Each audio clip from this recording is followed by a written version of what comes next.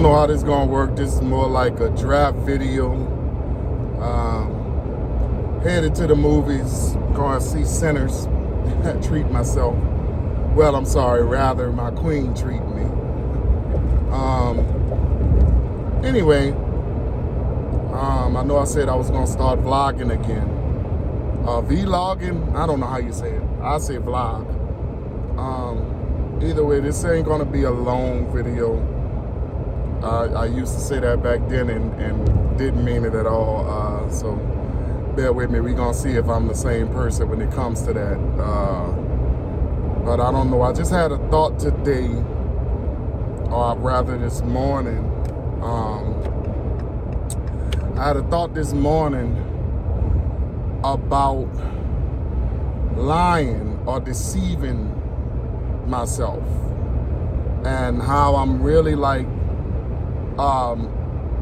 well, put it like this. I'm seeing someone now, for us counseling, obviously because of the situation that I went through, the physical state and the mental state that I'm in, you know, it helps my mental health. So anyway, inside of seeing someone professionally, I've been forced to look at a lot of things about myself that I didn't think were true, or that I never thought would be important, as far as the negative side of such effects. And, you know, I always found it, how do I say, I always found it easy for me to say or put words together real quick. And now I'm understanding why I was good at that, because I did a lot of pretending for a very long time. I really did. And that's very hard. Or I should say that's a very hard realization to come to. When you actually, you know, it's easy for us to call other people out on their stuff, you know, flaws and, you know, just things that they might not be good at. But when it comes to actually, man, calling yourself out on your own things and like really mean it, like really be telling the truth, man, that's something else. So like I said, I just had the thought of how long, not just the fact that I've been pretending for most of my life, but how long I've been pretending to be someone and to be something that I wasn't. And honestly, you know, it wasn't until I came back into my relationship with God that I realized that truth. And what it was is, what made me come to the conclusion of that truth that I've been pretending for so long was because when I came back into my relationship with God, I found that me being me was good enough, you know? And inside of finding the truth that me being Huey was good enough, I realized that back then, oh my God, for I don't know how long, most of my life, I didn't feel good enough, you know? Now, understand, not feeling good enough doesn't necessarily mean that you have low self-esteem, because anybody know me, they know, baby, that's the last thing I ever had was low self-esteem. But that's what I thought for the longest. If you didn't think you were good enough, you had low self-esteem, and that's not what it was, because I had a great, I guess what you would say, esteem of myself. I had a great outlook on myself. I really did feel good about myself, but I didn't realize that it was this pumped up version, this hyped up version of myself that I was believing. Now, you know, everybody knows that, you know, it takes a little lie. I mean, it takes a little truth to make a lie, or I'd say a great lie. The more truth you have in a lie, that's the better the lie is. So, you know, by you, it's easier to deceive yourself than you think it is. Because one, you know who you are. And if you just highlight what you consider the good things about yourself and then pump them up, amp them up, then hey, you come up with this, like the old folks used to say, when you meet somebody, you don't necessarily meet them, you meet their representative. You come up with this representative for yourself, or for lack of better words, let's just say this avatar of yourself. You know, they got avatars on Facebook and all these other apps and these filters and all that. So I'd say you come up with this avatar of yourself, and my avatar, man, was awesome to me. I really thought my avatar was awesome to other people, but I realized that, well, and I'm as I'm sitting up here talking to y'all about this, I'm thinking to myself, well, Huey, if you can lie to yourself that good, don't you think that people can lie to you? You know, so while you sitting up here really believing that you are this person that you pumped yourself up to be, you don't think that when people sit up there and say, oh, I like that pumped up version of you, that they could be lying to? And, you know, I figured it out and I found it out. Now, granted, I love the fact that there are people that I've came across in life, people that were in my life for a season, people that are in my life for a reason, that got to see who I really was, and they saw through that, you know, and they saw who I really was without me telling them. And I want to drop that gem. Understand this. I used to have this saying when I was out there on the river working. And I guess I'll try and keep this. I'll see how this video come out. Like I said, I'm trying not to worry about the time, because if I'm not worried about the time, then I'm keeping it real with what I'm saying. But like I say, when I was working out there on the river, I used to tell a lot of people that I consider close to me, brothers that I had camaraderie with, because there was a lot of people that disliked me, a lot of people that not only disliked me, but they didn't even know why they disliked me. They just disliked me. And I used to tell people that I was in camaraderie with, you know, man, look, if these cats talking to y'all and they asking you, you know, hey man, you cool with Big Huey, you know, and you don't know the answer to it, you're not. Because everybody that was my comrade or my protege or that someone I considered brother, they knew it, you know, they knew it. Thinking about that song, that was the first song that really made me follow that cat, rest in peace and long live him, Mo 3. That everybody ain't your partner, everybody ain't your friend, that's me. I'm that cat that would, you know, that, and guys can actually vouch for me with that, you know. No matter where I am in life right now, and they, you know, a lot of these cats that really know me, they know I wasn't always like this. My world views, my views on God, my views on life, just period, were a little different back then, and maybe more different than the cat they remember. Eventually, I'll address that, you know. But they'll tell you that was the truth. I was that cat, man. Look, if I'm cool with you, bro, I ain't gonna let nobody speak ill on your name while you're not around. I was that cat. Always say, hey, bro, we could. You know, you're not going to talk about my partner because, you know, you're not around to defend himself. And because he's not around to defend himself, I'm going to defend him. I'm a stand-up guy like that. Now, does that mean that I haven't been messy before? No, I'm not going to say that, because a lot of cats that know me, you know, we have to clarify. Yes, I'm going to put that not that disclaimer, I guess whatever the opposite of a disclaimer is, out there. Men can be just as messy as women. But what I used to do was kind of what my dad, I guess I inherited from my father, because he had a special talent with that. I would kick up mess just to prove points, if that makes sense. Now, if it might make sense to some, might not make sense to others. I would kick up mess. I would put little things in the pipeline to see how it gets said and when it gets said and who it gets said to show people who I was. It was my way of manipulation. And when I tell you I was good at it, oh my God, I was good at it. I'm saying was good because I don't do it anymore. Maybe if I still did that kind of thing, I would know if I'm still good at it or not. But when I tell you, people can tell you, Big Huey was good at that. But not getting off the subject, self-deception. Even though I was deceiving myself for so long, that doesn't mean that I wasn't a real person. It doesn't mean that I wasn't genuine with intentions and and relationships that I was in or that I was a part of. It just means mostly I was lying to myself, because a lot of times when people would do things to me or when things would happen in my relationships with people, I would literally be surprised. I'd be like, man, damn, how that happened? When I thought me and old boy was like this, or, whether it was a homegirl back then, way back then, or, whether it was a family member, it didn't matter.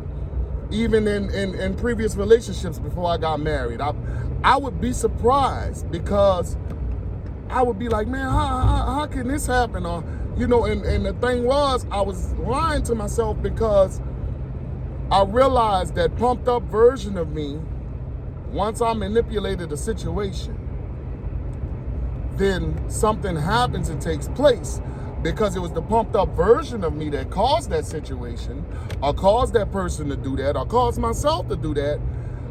I felt like I didn't have to take responsibility for it.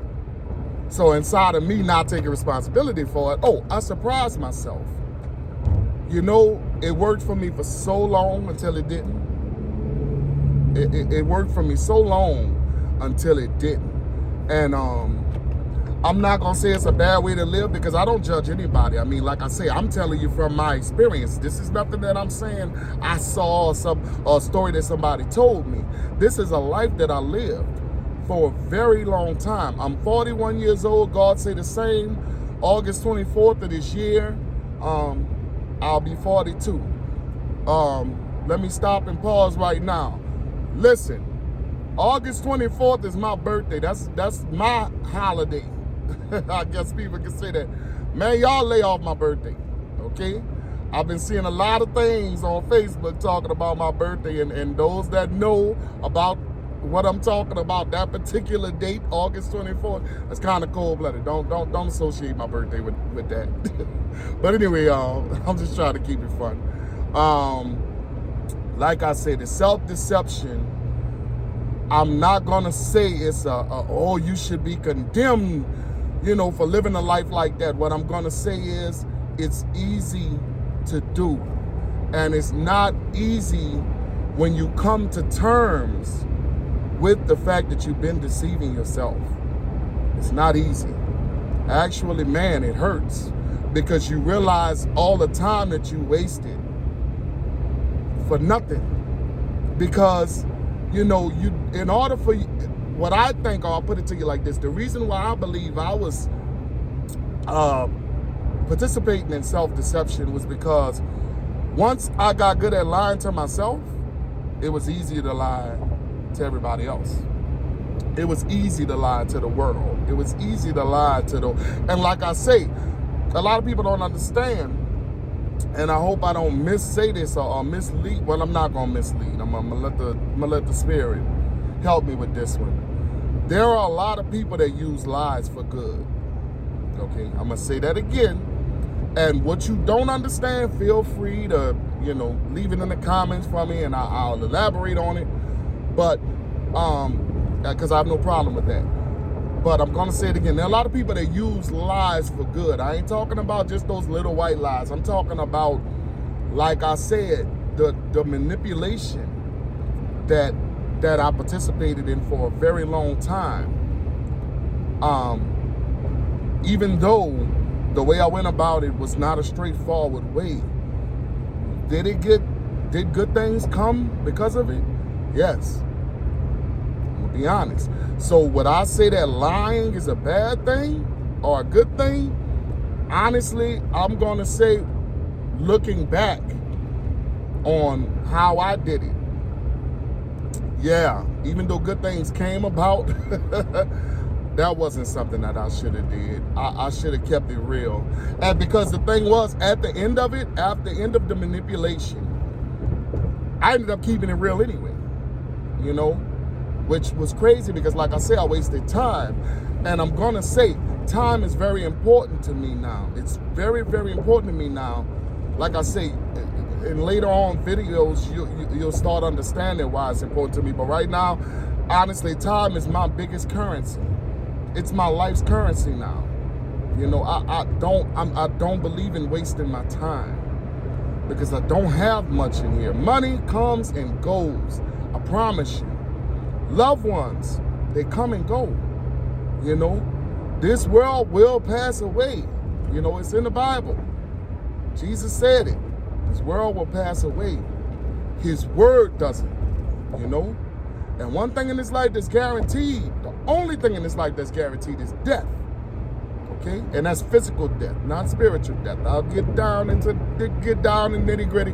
Right now, this is my first video, so forgive me. I might sound like I'm jumping all over the place. Anything you have questions about, feel free to ask questions about, because I have no problem addressing it. But this is my first little draft, you know, of getting back into this. And, you know, I have to kind of get back into practice of speaking my mind out loud, I should say. Getting back good, and like I say, it will get better. So I'll take any criticism, whether it's constructive or, you know, if you just got something crazy to say, feel free. Because even though, you know, I'm walking back with Jesus, I done returned. I done grabbed hold of his hand, and I'm letting him lead me again. I'm letting God take me where he need to take me.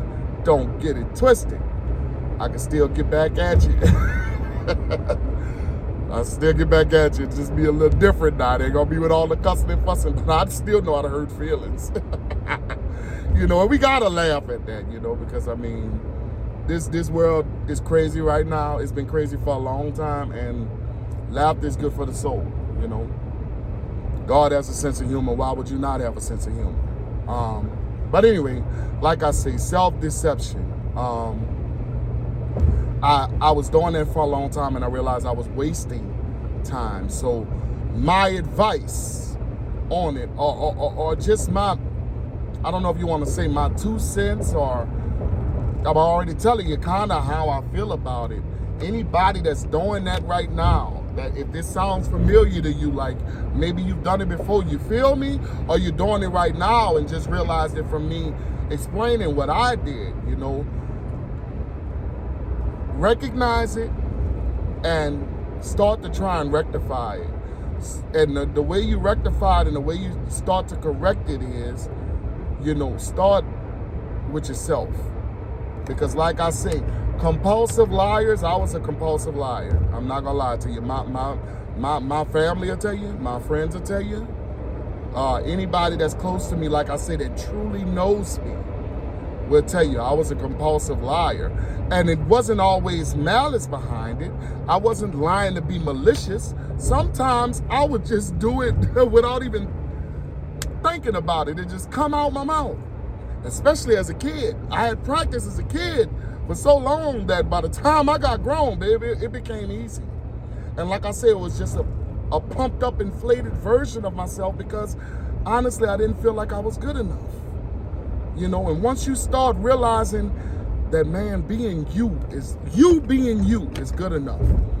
That Huey that wakes up every morning, before he brush his teeth, before he do whatever he do to his hair, before he wipe the cat boogers out his eyes, before he do anything, before he even prays and thanks God, because I'm starting to do that again. You know, when I wake up in the morning, let me tell you something. You're good enough. If you weren't good enough, you wouldn't have won that race. I'm gonna try and keep it PG, but we are grown folks on here too. There was a race that you ran long before you got here. I believe in you, and I'd won in a million. You won that race. So you already a winner. You're already a winner. Okay? And you belong here. If you didn't belong here and you weren't good enough, you wouldn't have won that race. So you're already here. That means you're good enough. Self-deception needs to stop as early as possible or as soon as possible. Guess what? I didn't realize it till 41, so I don't judge nobody. I don't judge nobody. You know, and I'm still working on it myself. You know what I mean? But like I said, this is my first video, self-deception, my first vlog back. Try to recognize it, try to rectify it, and hopefully this helps somebody realize you are good enough. You don't need to do it. God bless you. Till next time.